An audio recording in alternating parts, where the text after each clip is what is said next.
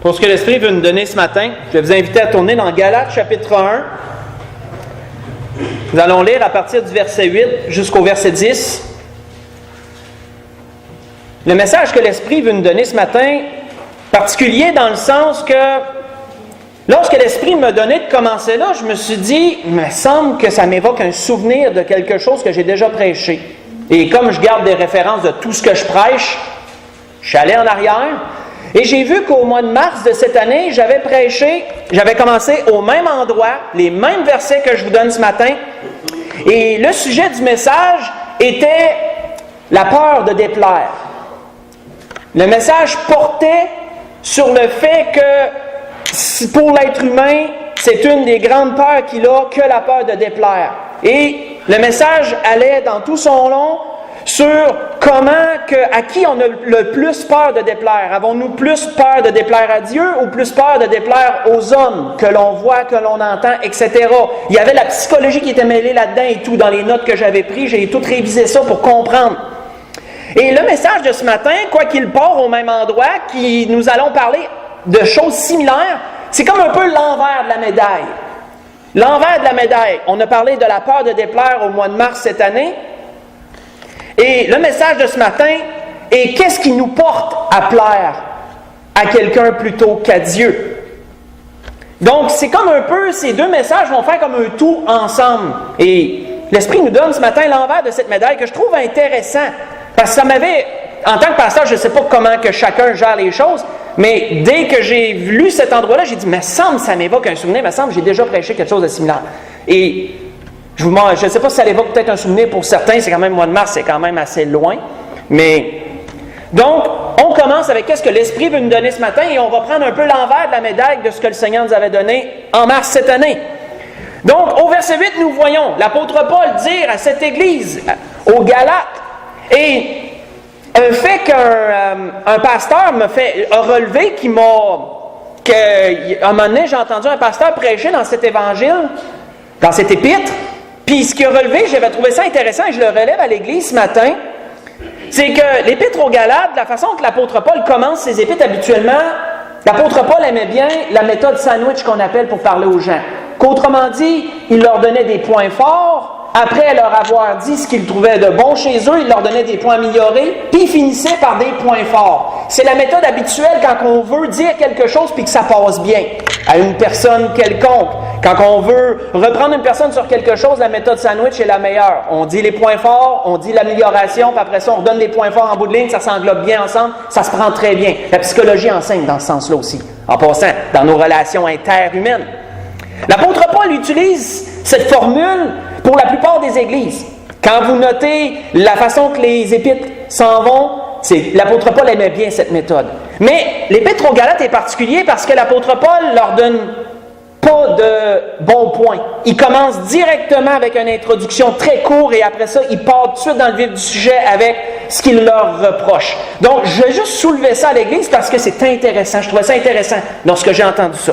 Et nous voyons qu'il leur dit ici, à partir du verset 8, « Mais si nous-mêmes, si un ange du ciel annonçait un évangile s'écartant de celui que nous vous avons prêché, qu'il soit anathème, rejetez-le. Si quelqu'un veut vous éloigner du pur évangile de Christ, ne tolérez pas de telles paroles, qu'il éloignez-le de vous. » C'est ce que veut dire qu'il soit anathème, qu'il soit rejeté, mis de côté. Donc, il dit par la suite, nous l'avons dit précédemment, et je le répète, à cette heure, si quelqu'un vous annonce un évangile s'écartant de celui que vous avez reçu, qu'il soit anathème. L'apôtre Paul parlait ici à cause des Juifs qui s'est introduit dans certaines églises aux Galates, dans cette église aux Galates et qui leur apportait certains points de la loi mêlés avec des points de la grâce et de dire tu dois te faire circoncire si tu veux être sauvé, puis des choses similaires à ça. Ça les écartait du pur évangile que l'apôtre Paul leur avait prêché, le salut par grâce seul et non par les œuvres de la loi. Et nous voyons que l'apôtre Paul leur dit par la suite, et maintenant, est-ce la faveur des hommes que je désire ou celle de Dieu? Et là, on entre dans le vif du sujet, où il dit, est-ce que je cherche à plaire aux hommes? Et notons la fin, si je plaisais encore aux hommes, je ne serais pas serviteur de Christ, disait l'apôtre Paul. Ce qui m'a interpellé pour le message de ce matin, ce que l'Esprit a voulu relever, c'est que l'apôtre Paul a dit « si je plaisais encore aux hommes ». Ça veut dire quoi ça? Le mot « encore » veut dire qu'autrefois il plaisait aux hommes. Sinon, il n'aurait pas dit « si je plaisais encore aux hommes ». Autrefois, nous connaissons un peu la vie de l'apôtre Paul, autrefois très zélé pour l'enseignement qu'il avait reçu des pharisiens, un enseignement strict, très zélé pour les sacrificateurs, très zélé pour ses chefs, persécutait l'Église du Seigneur. Et il plaisait à ces grands-là, il plaisait aux souverains sacrificateurs de son époque, il plaisait à ses chefs lorsqu'il allait chercher ces lettres-là, et qu'ensuite il allait dans les villes pour aller débusquer les chrétiens comme une traque et les persécuter. Il plaisait aux hommes à ce temps-là. Mais un jour, lorsque le Seigneur l'a interpellé sur le chemin de Damas, l'apôtre Paul s'est rendu compte qu'il ne plaisait pas à Dieu, puisque Jésus lui avait dit « Pourquoi me persécutes-tu » Ça a dû être des paroles, comme on le sait, très tranchantes, très pesantes. Ça a dû faire mal d'entendre ça. Je fais mal au Seigneur. Nous comprenons mieux pourquoi l'apôtre Paul a fait un volte-face, qu'on pourrait dire. Il y a eu une conversion dans sa vie, un changement de direction. Hein? Et comme il dit ailleurs, à une autre église, il dit « Car notre prédication ne repose ni sur l'erreur, ni sur des motifs impurs, ni sur la fraude, mais puisque Dieu nous a jugés dignes de nous confier l'Évangile, nous parlons non comme pour plaire à des hommes. Hein? L'apôtre Paul avait vraiment compris ce fait-là. Je dois plaire à Dieu premièrement. Donc il leur dit, je ne cherche pas à vous plaire. Je ne cherche pas à plaire à quiconque.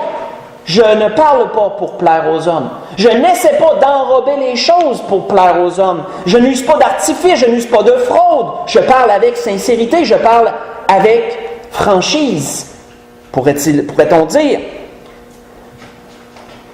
Mais puisque Dieu nous a jugés dignes de nous confier l'Évangile, nous parlons, non comme pour plaire à des hommes, mais pour plaire à Dieu, qui sonde nos cœurs, disait-il. Dans 1 Thessaloniciens, chapitre 2, j'ai lu le verset 3 et le verset 4.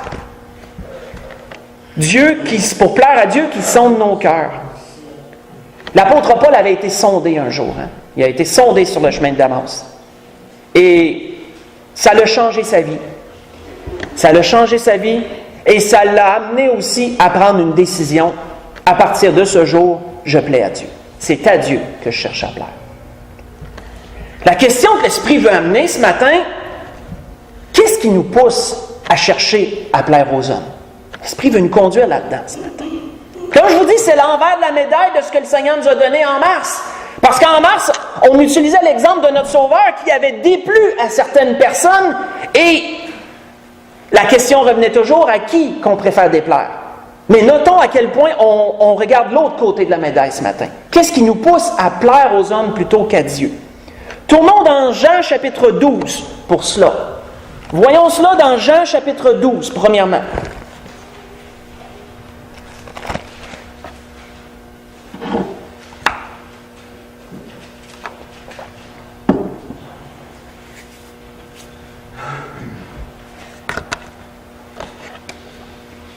Jean chapitre 12, à partir du verset 37, et ce que je veux souligner avant qu'on lise, ce que je trouve intéressant de l'évangile de Jean, c'est les commentaires que Jean met au courant de l'évangile. Quand on lit l'évangile de Jean, non seulement c'est un évangile qui est plus profond, plus spirituel, au lieu d'être historique, il est plus spirituel que les autres, ça démontre un peu l'image, ça reflète l'image de la personne qui l'a écrit. Jean était très proche du Seigneur. Mais en plus, Jean, il va parfois de ses commentaires au courant de l'Évangile, et ça, c'est intéressant. Parfois, il met des commentaires personnels. Comme nous allons lire, c'est un commentaire de Jean à propos de Jésus, à propos des chefs de son époque. Et voici ce qu'il est dit à partir du verset 37. Il dit « Malgré tant de miracles qu'ils avaient faits, en parlant de Jésus, qu'il avait fait en leur présence, ils ne croyaient pas en lui. » Voyez-vous, c'est un commentaire personnel que Jean avait remarqué de ces choses. Afin que s'accomplisse la parole d'Ésaïe, le prophète, qui a prononcé « Seigneur, qui a cru à notre prédication? Et à qui le bras du Seigneur a-t-il été révélé? Aussi ne pouvaient-ils croire parce qu'Ésaïe a dit encore, il a aveuglé leurs yeux et il a endurci leur cœur, de peur qu'ils ne voient des yeux, qu'ils ne comprennent du cœur, qu'ils ne se convertissent et que je ne les guérisse. Fait directement révérence à une prophétie d'Ésaïe, à certaines paroles d'Ésaïe. Voyons la suite. Et Jean de continuer à dire, Ésaïe dit ces choses lorsqu'il vit sa gloire et qu'il parla de lui, en parlant du Seigneur. Cependant, Jean continue à dire, même si parmi les chefs, plusieurs crurent en lui. Oh! Jean avait entendu certaines choses. Jean avait vu que certains chefs des pharisiens ont cru au Seigneur. Ils croyaient au Seigneur. Mais voyons la suite. Ils n'en faisaient pas l'aveu dans la crainte d'être exclus de la synagogue, car ils aimèrent la gloire des hommes plus que la gloire de Dieu, dit Jean. On finit son commentaire comme ça. Qu'est-ce qui nous porte, frères et sœurs, à vouloir plaire aux hommes plutôt qu'à Dieu? Les avantages, la notoriété, la popularité. Toutes des choses qu'on a une place importante, un rang, des avantages. Toutes ces choses peuvent nous porter à vouloir plaire afin de les conserver. Les chefs de cette époque, ces chefs qui avaient cru en Jésus mais qui ne voulaient pas perdre leur place dans la synagogue, c'était des chefs. Probablement que c'était des gens qui avaient un rang. Ils étaient reconnus de la part de leur père, de leurs frères, des autres chefs avec eux. Et quand tu vas contre un groupe, mais il y a des chances que tu perdes certains avantages, que tu perdes certaines choses. On voit qu'il en était pour eux ainsi. De préférer plaire à ceux avec qui ils étaient, que plutôt que de plaire à Dieu et de confesser qu'ils reconnaissaient Jésus comme étant le Christ. Croire en secret sans faire l'aveu. On voit cela ici. Ils ont préféré la gloire des hommes. Préférons-nous, frères et sœurs, la gloire des hommes que plutôt que l'humiliation que peut nous apporter parfois de reconnaître Christ devant les hommes, justement? Préférons-nous plaire aux hommes en ce sens? Ou préférons-nous plaire à Dieu? Que ce soit dans notre travail, que ce soit dans notre quartier ou ailleurs. Avons-nous peur de perdre certains avantages? Avons-nous peur de perdre certaines amitiés ou certaines choses en désirant, en affichant vouloir plaire à Dieu plutôt qu'aux hommes? Posons-nous cette question. L'apôtre Paul, lorsqu'il a été pris en partie par les Juifs et que les Juifs voulaient le faire mourir parce qu'il disait que l'apôtre Paul avait blasphémé contre Dieu et tout par la doctrine qu'il amenait, et que là, l'apôtre Paul s'en allait être jugé vers les tribus, par les grands de son époque. Il nous est dit dans les Actes ceci, et juste noter, l'apôtre Paul l'avait vécu, cette situation-là, bien sûr, qu'on mentionne ce matin, que l'Esprit nous relève sur ce point. Et c'est un peu pour ça d'ailleurs qu'il avait fait une demande assez claire, où il nous est parlé d'un gouverneur du nom de Festus, dans les Actes, que l'apôtre Paul a eu à rencontrer pour être jugé, et les Juifs aussi sont venus pour plaider leur cause contre l'apôtre Paul. Et il nous est dit, le lendemain, siégeant au tribunal, il donna l'ordre qu'on amène Paul. Et quand il fut arrivé, les Juifs qui étaient venus de Jérusalem l'entourèrent et portèrent contre lui de nombreuses et graves accusations qu'il n'était pas en état de prouver, que la Bible dit. Paul entreprit sa défense en disant « Je n'ai rien fait de coupable, ni contre la loi des Juifs, ni contre le temple, ni contre César. » Et notons ce que je vais vous citer ici de la part de Festus.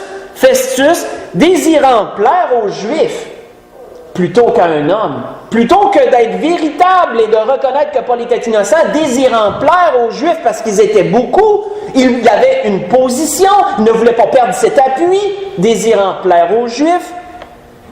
Il dit, « Veux-tu monter à Jérusalem afin d'y être jugé sur ces choses en ma présence? » Et là, l'apôtre Paul, voyant clair dans son jeu, voyant la supercherie, la fourberie, l'hypocrisie, là, l'apôtre Paul dit, c'est devant le tribunal de César que je comparaîtrai. Hein, il en appelait à César lui-même, parce qu'il reconnaissait qu'il n'y aurait pas de jugement équitable envers lui, manipulable, influençable. Il dit non, c'est devant César que moi je vais m'en aller. Et là, il a dit, j'en appelle à César. Et là, Festus ne pouvant pas rien dire, car la loi de l'époque était sévère, si un Romain en appelait à César, il allait à César et il n'y en était pas autrement. Ce que je vous ai lu, c'est dans les Actes chapitre 25 en passant. J'ai lu à partir du verset 7 jusqu'au verset 10. Dans les Actes chapitre 25. Préférons-nous la gloire des hommes que plutôt que ce que le Seigneur a à nous donner? Ça va bien avec ce que l'apôtre Paul avait dit un jour aux Philippiens en disant ceci, ne faites rien, ne faites rien. Hein? Il avertissait les Philippiens, là. Il nous avertit, nous aussi, aujourd'hui. L'Esprit nous avertit dans ce sens. Ne faites rien par esprit de parti ou par vaine gloire. Hein? Ne faites rien par esprit de parti. Pour prendre position pour une partie quelconque, pour en retirer un avantage. Ça va toujours dans le sens de ne pas être véritable et de retirer un avantage. Ne faites rien par esprit de parti ou par vaine gloire. Mais que l'humilité vous fasse regarder les autres comme étant au-dessus de vous-même, disait l'apôtre Paul aux Philippiens, dans Philippiens chapitre 2, verset 3. Dépendamment, frères et sœurs, de ce qui est en jeu dans nos vies, on va être porté parfois à vouloir plaire aux hommes afin de conserver certains avantages, de conserver certaines choses. On ne voudra pas perdre ces choses-là. Continuons, tournons dans Jean chapitre 9, pour la suite. Toujours dans Jean, on recule au chapitre 9.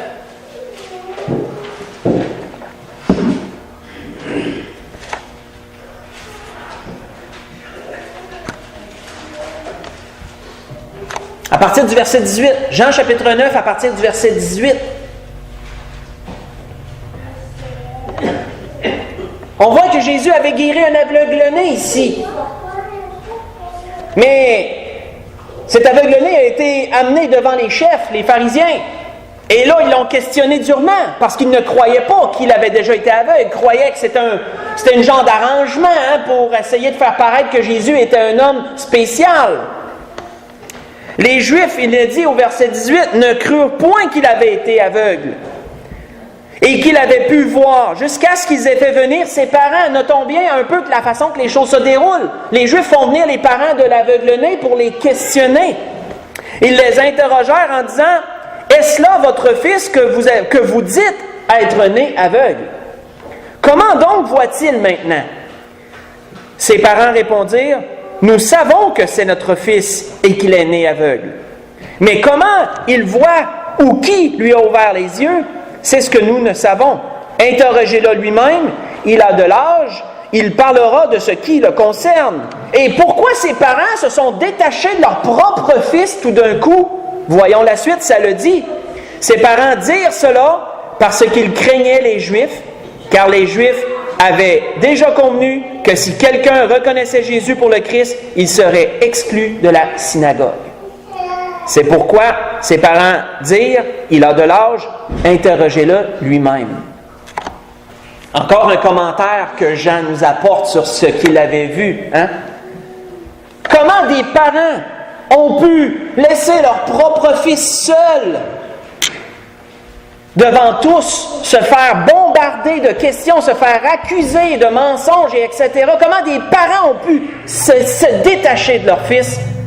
Ils ont eu peur d'être exclus. Ils ont eu peur d'être rejetés.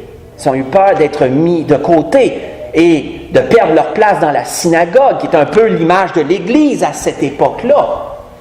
C'est un peu l'ancêtre de l'Église, la synagogue. C'était là que les Juifs étudiaient la loi, qu'ils lisaient la loi et qu'ils en commentaient un peu les lignes. Ils ont eu peur d'être exclus, frères et sœurs. Ça, c'est particulier, la peur du rejet. La peur d'être rejeté, c'est une peur qui est particulière et ça va pousser souvent les gens à vouloir plaire aux hommes afin de ne pas être rejetés. Pourquoi? Parce que selon la psychologie, il y a une raison à ça. J'aime bien amener la psychologie. Selon la psychologie, Le rejet, j'ai noté un peu l'endroit où j'ai vu ça. Le rejet touche l'une de nos peurs qui est primale, c'est la peur de l'abandon, que nous développons dès notre plus jeune âge. Vous l'avez peut-être vécu, soit vous-même, soit vous avez vu un enfant jeune âge, laissez-le tout seul, quittez-le, il va partir à pleurer tout de suite parce qu'il a peur d'être seul, il a peur d'avoir été rejeté, il veut avoir ses parents avec lui. C'est pour ça qu'un nouveau-né, dès que vous le laissez seul, va tout de suite pleurer. La peur de l'abandon est une peur qu'on développe depuis le début de notre vie. Et elle nous suit, et elle peut nous marquer profondément. Même à l'âge adulte, quelqu'un qui est rejeté, vous pouvez le détruire en le rejetant. Notons que cette peur est forte, et c'est pour ça que le Seigneur l'emploie envers ceux qui sont mis en fraternité. Qu'est-ce qu'on fait quand on met quelqu'un en fraternité? On le rejette, on le tasse pour des raisons spécifiques, comme des raisons pour des raisons spécifiques. Mais notons que ce n'est pas pour rien que cette sentence est utilisée pour des cas particuliers. C'est d'être mis de côté, c'est pour faire mal à la personne, mais mal dans quel sens? Qu'elle l'a touché, qu'elle ressente quelque chose, puis qu'elle se questionne sur les raisons. Mais là, c'est une parenthèse que je rouvre et que je referme. Nous avons, depuis notre plus jeune âge, cette crainte, cette peur d'être mis de côté, d'être abandonné. Et lorsque nous sommes face à un potentiel rejet de la part de notre famille, de la part de nos amis, de la part de peu importe, là, la peur de plaire aux hommes plutôt qu'à Dieu, la peur d'être exclu, nous pouvons y faire face. Et que choisirons-nous?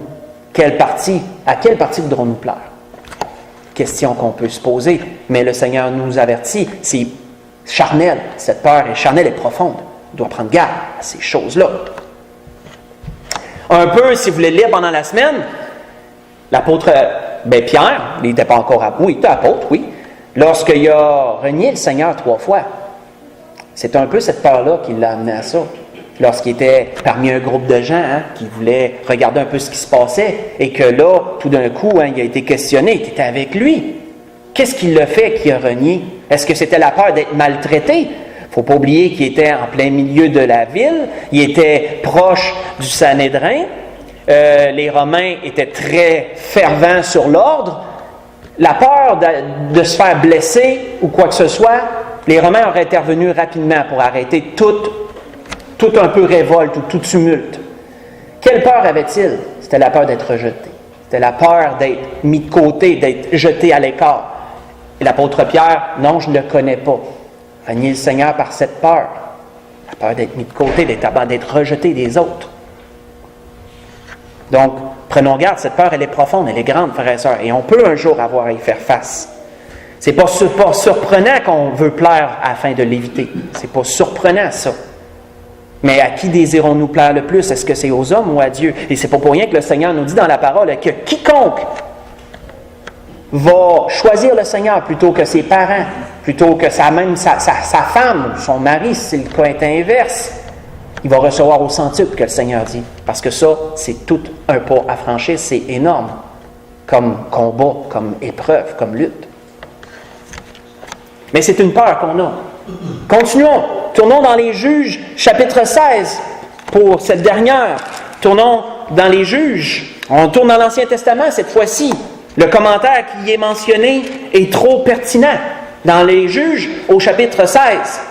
Et notons que jusqu'à présent, on a vu deux peurs, on a vu deux choses qui peuvent nous pousser à plaire. De ne pas perdre quelque chose peut nous pousser à plaire. La gloire des hommes, entre autres, qu'on a lu. Les avantages qu'on peut avoir, les permissions parfois, les passe-droits, ou peu importe. Ce qu'on a, qui est en jeu, qu'on pourrait perdre. Parfois, on va désirer plaire pour ne pas les perdre. Mais quand ça a rapport avec Dieu, là, on a un choix à faire. Est-ce qu'on plaît à Dieu ou on plaît aux hommes? Même chose pour être exclu. La peur d'être exclu. Si on ne veut pas être mis de côté. Si c'est face à Dieu, à qui voudrons-nous plaire? Et là, nous voyons cela ici, où nous lisons l'histoire de Samson, que vous connaissez bien, mais voyons la portion, lorsqu'il a rencontré Dalila, à partir du verset 4. On va faire un peu de lecture. Dans les Juges, chapitre 16, chapitre 15 ou 16, oui, verset 4, il est dit, après cela, il aima une femme dans la vallée de Sorek, elle se nommait Dalila. Ça, c'est Samson, on parle de Samson. On sait qu'il y avait déjà eu une femme avant. Son mariage s'est mal déroulé, hein, les énigmes et tout. Sa femme l'a trompé, qu'elle avait dit la réponse aux autres, puis que là, après ça, il s'est éloigné. Il a aimé une autre femme pour peu de temps. Après ça, il s'est éloigné encore. Et là, il a rencontré Dalila qui allait causer sa perte. Mais voyons la suite. Les princes des Philistins montèrent vers elle et lui dirent « Flatte-le » pour savoir d'où lui vient sa grande force et comment nous pourrions nous rendre maîtres de lui. Nous le lierons pour le dompter et nous te donnerons chacun 1100 cycles d'argent. Il allait la rendre riche, cette femme-là, par cette tromperie. Dalila dit à Samson, « Dis-moi, je te prie, d'où vient ta grande force? Avec quoi il faudrait te lier pour te dompter? » Samson lui dit, « Si on me liait avec 7 cordes fraîches qui ne soient pas encore sèches, je deviendrais faible et je serais comme un autre homme. » Les princes des Philistins apportèrent à Dalila 7 cordes fraîches qui n'étaient pas encore sèches. Elle le lia avec ses cordes. Or, des gens se tenaient en embuscade chez elle, dans une chambre. Elle lui dit, « Les Philistins sont sur toi, Samson. » Il rompit les cordes comme seront un cordon d'étoupe quand il sent le feu. Et l'on ne reconnut point d'où venait sa grande force. Dalila dit à Samson, « Voici, tu t'es joué de moi. Tu m'as dit des mensonges. Maintenant, je te prie, indique-moi avec quoi il faut te lier. » Il lui dit, « Si on me liait avec des cordes neuves, dont on ne se sera jamais servi, je deviendrais faible et je serais comme un autre homme. » Dalila prit des cordes neuves avec lesquelles elle le lia. Puis elle lui dit, « Les Philistins sont sur toi, Samson. » Or, des gens se tenaient en embuscade dans une chambre, et il rompit comme un fil les cordes qu'il avait au bras. Et Dalila dit à Samson, « Jusqu'à présent, tu t'es joué de moi. Tu m'as dit des mensonges. Déclare-moi avec quoi il faut te lier. » Il lui dit, « Tu n'as qu'à tisser les 7 tresses de ma tête avec la chaîne du tissu. » Et elle les fixa par la cheville. Avec ma tête, les tisser les 7 tresses avec ma tête, avec la chaîne du tissu. Et elle les fixa par la cheville. Puis elle lui dit, « Les Philistins sont sur toi, Samson. » Et il se réveilla de son sommeil et il arracha la cheville du tissu et le tissu. Et notons la suite. Notons la suite. Elle lui dit, « Comment peux-tu dire je t'aime? » Là, il va d'une autre façon. Là, elle prend par les émotions. Là, elle se fait vraiment insistante. « Comment peux-tu me dire que tu m'aimes? Puisque ton cœur n'est pas avec moi. Voilà 3 fois que tu t'es joué de moi. Tu ne m'as pas déclaré d'où venait ta grande force. » Et notons la suite, comme elle était chaque jour à le tourmenter et à l'importuner par ses instances, son âme s'impatientant à la mort. Il fallait qu'il s'y attachait à cette femme-là pour supporter ça puis rester avec quand même. Il fallait vraiment qu'il l'aime. Malheureusement, ce n'était pas un bon amour, malheureusement. Il lui ouvrit tout son cœur, que la Bible dit. Il lui ouvrit tout son cœur et lui dit, « Le rasoir n'a point passé sur ma tête parce que je suis consacré à Dieu dès le ventre de ma mère. Si j'étais rasé, ma force m'abandonnerait, je deviendrais faible et je serais comme tout autre homme. » On va arrêter là. Qu'est-ce qui peut faire, frères et sœurs, qu'on va désirer plaire aux hommes plutôt qu'à Dieu? Chantage émotionnel. L'insistance qui veut dire vraiment de pousser toujours pour avoir une chose. Lorsque quelqu'un se fait insistant auprès de toi, qu'elle revient toujours à la charge, qu'elle s'y prend d'une façon puis d'une autre, jusqu'à peut-être te faire chanter émotionnellement, comme un peu elle le fait, comment peux-tu me dire je t'aime puis agir comme ça? Ça peut vraiment pousser quelqu'un à lâcher prise et à dire, regarde, c'est correct, je vais te donner ce que tu veux, je vais te plaire. Finalement. Et ça peut aller contre Dieu, hein? Parfois ça peut aller contre Dieu, cette situation-là. Parfois ça peut être pour Dieu aussi, ça peut aller dans les deux sens. Moi, quand j'ai lu ça, je dis, hey, ça ressemble pas mal à la veuve et au juge unique, ça, moi. Fait que la veuve est retournée auprès du juge unique, hein, jusqu'à temps qu'à un moment donné, ils disent, je vais-tu y faire grâce, je vais y donner ce qu'elle veut afin qu'elle arrête de venir me rompre la tête tout le temps. Tu sais, c'est un peu ça, elle s'est faite insistante à y aller tout le temps, puis à un moment donné, le juge n'y a plus parce qu'il a dit, regarde, moi je ne veux plus en entendre parler, je vais y plaire. Notons que c'est humain. Hein, des fois, on devient tanné d'entendre toujours les mêmes requêtes. Les enfants, quand ils viennent toujours, peux-tu, à un moment donné, soit tu vas être clair, tu vas dire, ben là, achète-moi plus avec ça, ou soit tu vas dire, ben oui, prends les dons. Achète-moi plus avec ça, prends les dons. L'insistance, hein, de toujours pousser, ça peut nous porter à plaire aux hommes, ça. Quand quelqu'un agit comme ça envers nous. Mais quand c'est contre Dieu, quelle part qu'on va prendre dans ces choses?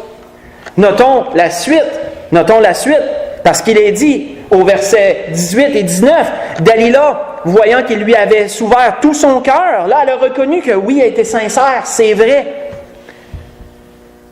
Voyant qu'il lui avait ouvert tout son cœur, envoya appeler les princes des Philistins et leur fit dire, montez cette fois, car il m'a ouvert tout son cœur. Et les princes des Philistins montèrent vers elle, apportèrent l'argent dans leurs mains. Elle l'endormit sur ses genoux, et ayant appelé un homme, elle rasa les 7 tresses de la tête de Samson, et commença ainsi à le dompter. Et notons la fin du verset, parce que c'est là vraiment la pertinence, où il est dit, j'ai perdu la fin du verset, elle l'endormit, il perdit sa force. Oui, c'est ça, la fin du verset dit, il perdit sa force. Vous savez, frères et sœurs, lorsqu'on commence à entrer dans ce cycle-là, de plaire aux hommes plutôt qu'à Dieu, savez-vous qu'un chrétien perd sa force aussi, quand il commence à entrer dans ce cycle-là? Quand on commence à prendre position pour les hommes au lieu de Dieu, nous perdons notre force. Et par la suite, il devient de plus en plus difficile de résister et de plaire à Dieu plutôt qu'aux hommes. On commence à débouler une côte quand on s'en va dans ce cycle-là. On s'en va dans une mauvaise pente. Et quand on lit la suite, il y a une belle image spirituelle que l'Esprit m'a donnée qu'on va regarder. Quand il est dit, elle dit alors, au verset 20, elle dit alors, les Philistins sont sur toi, Samson. Et il se réveilla de son sommeil et dit, je m'en tirerai comme les autres fois. Je m'en tirerai comme les autres fois. On peut se penser fort, parfois on se peut dire, oui, j'ai laissé tomber celle-là, prochaine fois, là tu t'es embarqué dans un cycle. Attention, t'es embarqué dans un cycle, t'es embarqué dans quelque chose, ça va être difficile. Hey, je m'en tirerai comme les autres fois, je me dégagerai. Mais il ne savait pas que l'Éternel s'était retiré de lui. Et les Philistins le saisirent, lui crevèrent les yeux, ils le firent descendre à Gaza, ils le lièrent avec des chaînes d'airain, et ils tournaient la meule dans la prison. Vous savez, on a déjà reçu un message sur le fait qu'on peut attrister l'esprit, qu'on peut éteindre l'esprit, qu'on peut outrager l'esprit. Nous aussi, on peut embarquer dans un cycle où que nous allons un peu nous retirer de la puissance que l'esprit peut nous donner dans ces situations-là. Lorsque nous commençons à plaire aux hommes plutôt qu'à Dieu, on embarque dans quelque chose, on attriste l'esprit, on peut s'en aller dans un cycle où de moins en moins l'esprit va pouvoir nous donner les forces et les puissances qu'on a besoin pour résister. On va tomber de plus en plus si on ne se ressaisit pas, bien sûr. C'est un peu l'image de ça. Et les 7 tresses de Samson, frères et sœurs, ça représente quelque chose. Les 7 tresses de Samson, ça représente la présence et la puissance du Saint-Esprit, ça. Notez le chiffre 7, qui représente l'omniprésence. Et pourquoi ça représente la puissance du Saint-Esprit et sa présence? On peut faire référence à l'Apocalypse, où il nous est parlé des 7 esprits de Dieu aussi. Dans l'Apocalypse, si vous voulez le prendre en note, chapitre 3, verset 1, chapitre 4, verset 5, chapitre 5, verset 6, il nous est parlé des 7 esprits de Dieu. Mais nous savons qu'il n'y a qu'un seul Saint-Esprit, pourtant. C'est pas pour rien qu'il nous est parlé de ça. Les 7 esprits de Dieu représentent la toute-puissance du Saint-Esprit, son omniprésence au travers le monde, le chiffre 7, de là le chiffre 7. Et les 7 tresses de Samson représentaient cette présence et cette puissance du Saint-Esprit qui l'animait. C'est pourquoi il avait une si grande force. Mais lorsque ses tresses ont été rasées, il n'y en avait plus de force. C'est l'image d'un chrétien qui se retire un peu de cette puissance-là du Saint-Esprit et qui tombe dans un état de faiblesse, qui peut même aller jusqu'à l'aveuglement, parce qu'il s'est fait crever les 2 yeux. Vous ne voyez plus rien. C'est un peu une image spirituelle d'un déboulement, qu'on pourrait dire, s'en aller vers une mauvaise pente, spirituellement parlant. C'est une image. Donc, je referme cette parenthèse-là de l'image. Il parle fort. Mais notons ce qui est important, il a perdu sa force. Alors, lorsque nous serons face à plaire aux hommes plutôt qu'à Dieu, pensons-y à 2 fois. Méditons sur ces choses. Allumons sur ça. Donc, pour conclure, c'était ce que l'Esprit voulait nous donner ce matin. Pour conclure, l'Esprit veut nous donner une autre chose pour conclure. C'est où est-ce que nous commençons à faiblir premièrement. Et là, on a parlé d'une chose. Quand on désire plaire aux hommes plutôt qu'à Dieu, on s'affaiblit. Mais il y a quelque chose, premièrement, qu'on peut commencer à faire qui va déjà enclencher ce cycle-là. Avant même de tomber face aux autres, notons cela dans Romains chapitre 13, et l'Esprit nous laisse sur cette méditation ce matin. Dans Romains chapitre 13,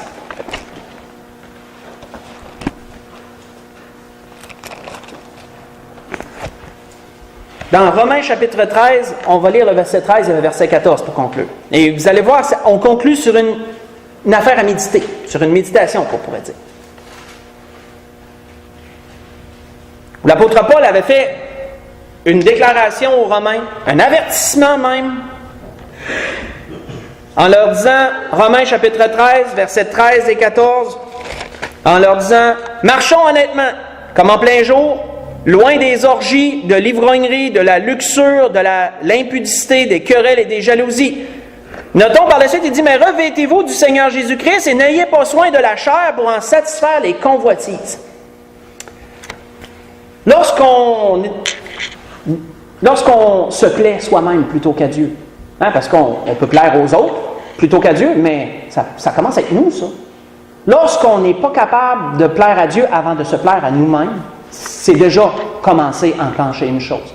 Parce que si on n'est pas capable de se déplaire, si on n'a pas une discipline, puis qu'on n'est pas capable parfois de s'interdire des choses et de dire non, je ne fais pas ça parce que le Seigneur ne veut pas que je le fasse, mais qu'on se plaît, on se donne les droits, même contre ce que Dieu demande, quand on commence ça, lorsqu'on va faire face à un autre, on part déjà avec une prise ou deux. C'est comme au baseball, on part déjà avec une prise ou deux en partant. Ça va être encore plus difficile. Mais comme l'apôtre Paul, qu'on voit, l'apôtre Paul avait une discipline de fer envers lui-même, mais qu'est-ce qu'il disait? Je traite durement mon corps, je l'assujettis, je le traite durement. L'apôtre Paul avait une discipline de fer, on peut comprendre pourquoi il était capable de résister quand il faisait face aux hommes, puis qu'il disait non, moi je plais à Dieu plutôt qu'aux hommes. Donc, cette méditation, notons-la, ça commence par soi. À quel point nous nous plaisons plutôt qu'à Dieu, et là, ça s'en va par la suite, comment on va être capable de faire face aux autres, plus tard, peu importe. Donc, la grâce que je nous souhaite dans tout ce que l'Esprit nous a donné ce matin, qui est un peu de l'envers de la médaille de ce qu'on avait reçu en mars, méditons là-dessus, analysons nos vies, regardons de quelle façon on plaît à Dieu plutôt qu'à nous-mêmes, et par la suite, plutôt qu'aux hommes. C'est la grâce que je nous souhaite à tous. On peut se lever pour le dernier cantique.